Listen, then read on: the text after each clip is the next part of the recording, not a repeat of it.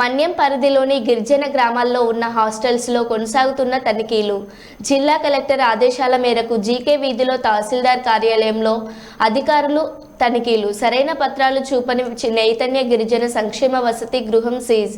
అందులోని 17 మంది బాలికలు, 13 మంది బాలుర్లు, మొత్తం 30 మంది విద్యార్థులను ప్రభుత్వ గిరిజన సంక్షేమ హాస్టల్కు తరలింపు. మీకు ఇక్కడ సెక్యూరిటీ లేదు, అక్కడ చక్కగా అందరూ అమ్మాయిలు ఉంటారు, చక్కగా ఉంటది కదా. మీకు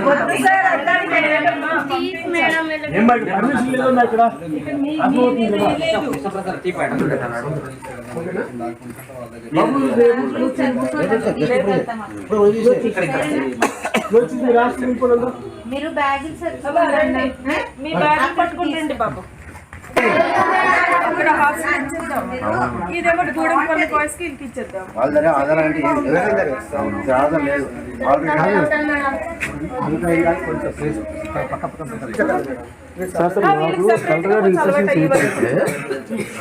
స్పెషల్ గా ఉంచుదాం అమ్మా, మీకు బాగుంటది. రండి, హాస్టల్ ఇస్తున్నాము, మంచి భోజనం పెడతాము, మంచిగా ఉంటది, చదువు కూడా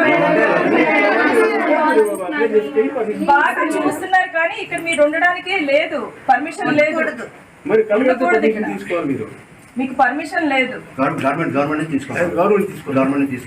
హాస్టల్ ఇస్తాం కదా, మీరు అక్కడ స్కూల్కి వెళ్ళకంటే హాస్టల్ ఇస్తున్నాము.